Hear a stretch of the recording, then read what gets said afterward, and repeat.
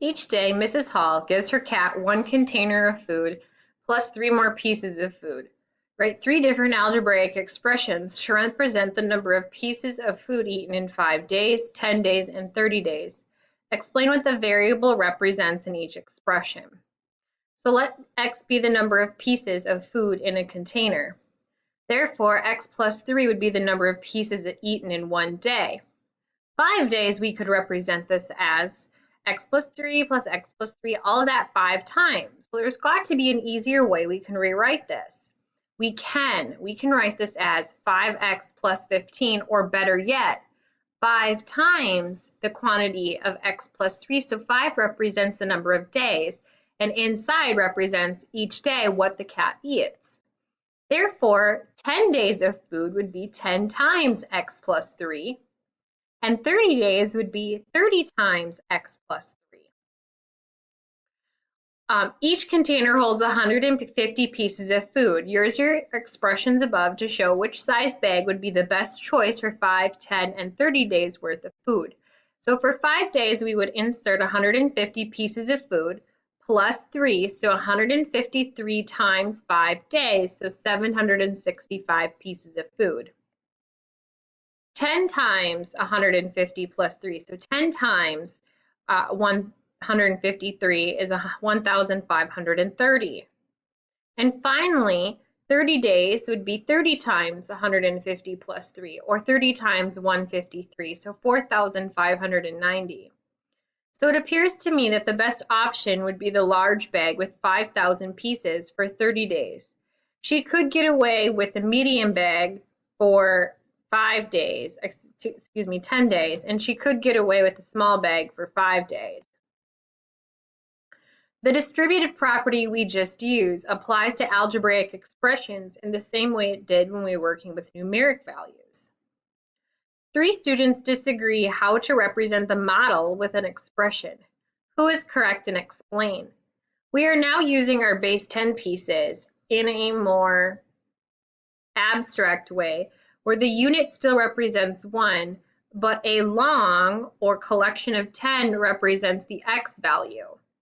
So when I look at Diego here, it looks like he split his group into 2, and each group has 3 x's plus 12.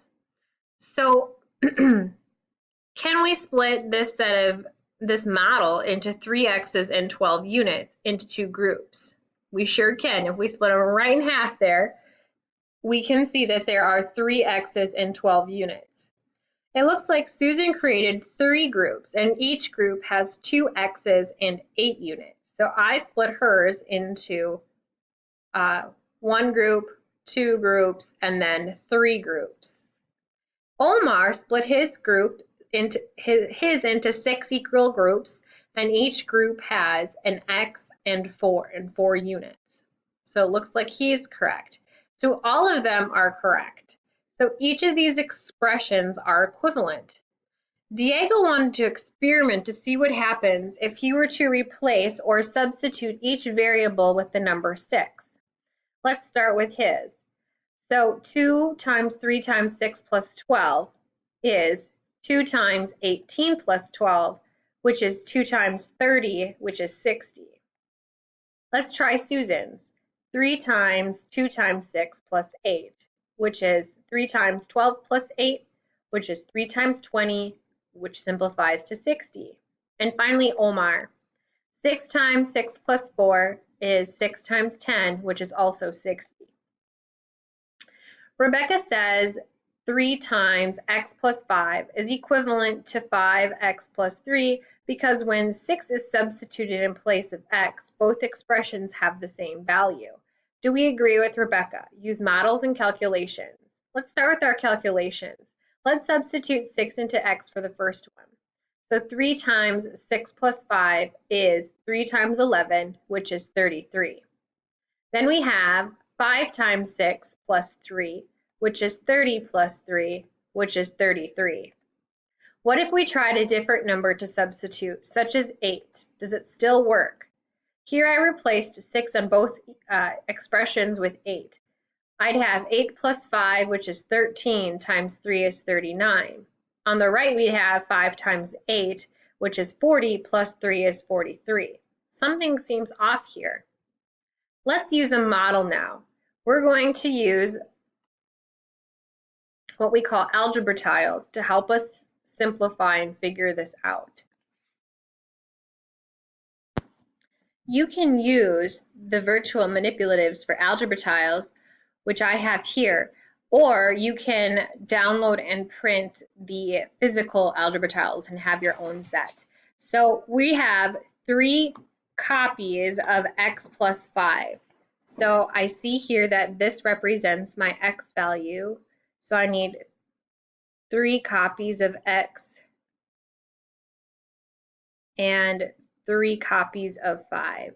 So 1, 2, 3, 4, 5. What I like most about this particular manipulative, it's the second one from the top. If we double click on it, we can turn them. And once we start working more with algebra, we can touch them once and they become negative for us. So I'm just going to give each one 3 copies of x plus 5 here. So 1x, 3 groups I should say might be a better term.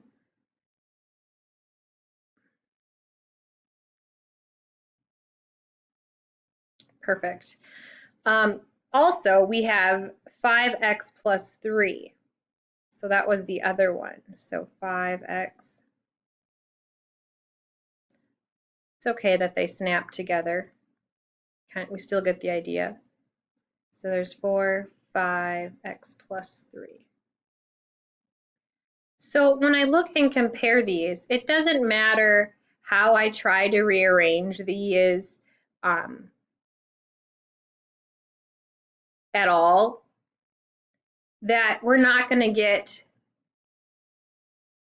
to be able to get them to match. Because look at these ones here. When I try to line them up, 3 ones is not equivalent to an x. They're bigger. So no matter how I try to organize these, I'm never going to be able to get their areas to match. And since their areas do not match, these are not equivalent expressions. So different expressions can have the same value sometimes. Equivalent expressions have the same value regardless of which value is substituted for the variable. Rebecca then evaluates the 3 expressions below for x equals 4. The value of each expression ends up being 36. Rebecca says this means these 3 expressions are equivalent. Do you agree or disagree with Rebecca? Just like the one before, just because we evaluate and they are the same does not mean that they are going to be the same and represent the same expression. So let's use a visual model to determine that. So I still have our old algebra tiles up, so we'll just rearrange them here as we see fit. The first one is 4 groups of x plus 5. So there was one, and I know I kind of moved some around, but we can replace them here.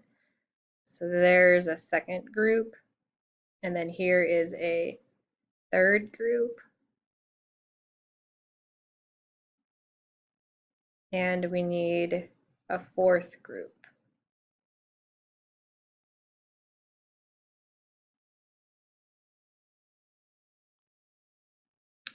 All right, the second part was 6x plus 12. So 1, 2, 3, 4, 5, 6. Okay, even if I were to start kind of lining these up here, notice how look how our x's already don't match the number that we have. So far these two don't match, but we'll still bring out the 12 here. 2, 3.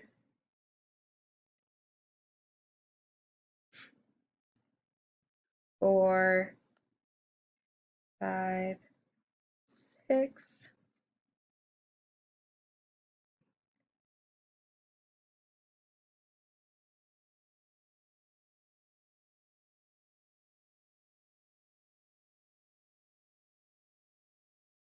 Perfect.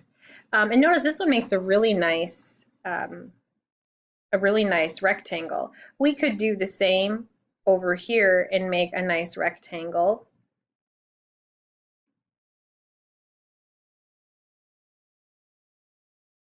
kind of line them up. I'll pause the video and then I'll come back with it. Okay, so here it is fully done, a nice neat rectangle. We can see that their rectangles aren't anywhere near the same. But let's try that last one. Two groups of 2x plus 7. So each group has to have 2x and 7.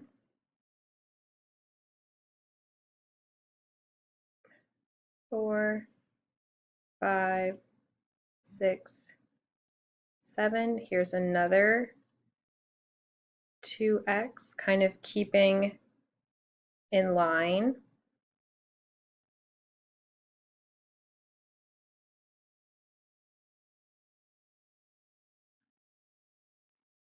6, 7, and another 2x plus 7, so 2 more. So now we're up to 2, 4, 6 x's, which matches here, but now we need to add 7 more.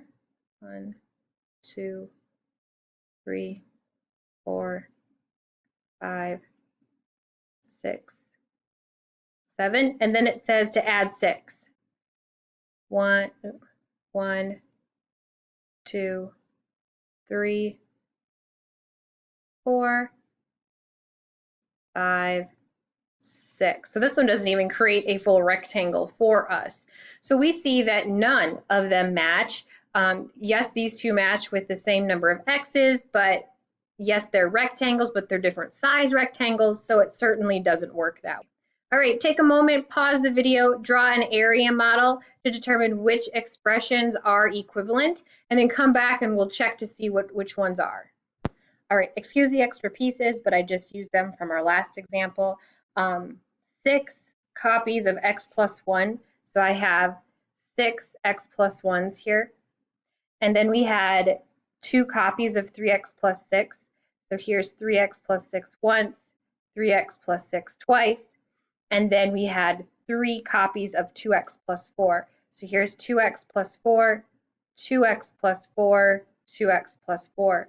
So I see that the two that are the same are 2 times 3x plus 6 and 3 times 2x plus 4. Draw models, area models, to determine which expressions are equivalent. So I have a little bit more difficult ones here. Again, I want you to pause the video. We'll come back and see if we aren't on the same page. All right.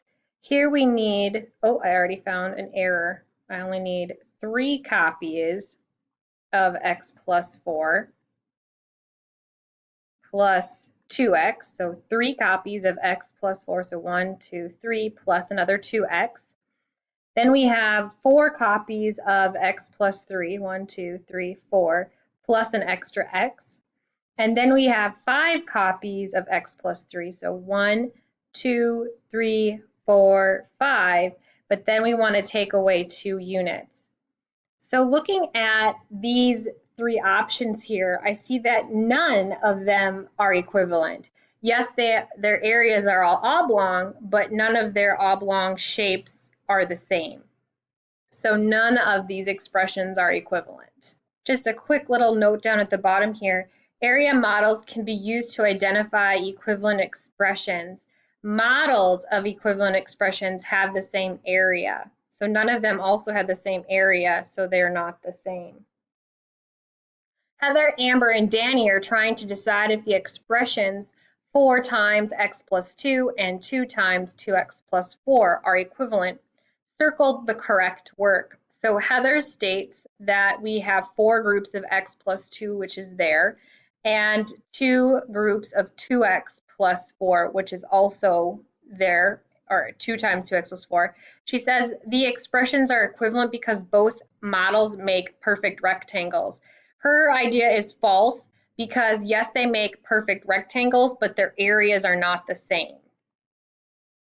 Amber also has the correct visual. The expressions are equivalent because the models have the same area. Correct. And Danny, the expressions are not equivalent because the models have different areas. She didn't complete the problem correctly, so hers is also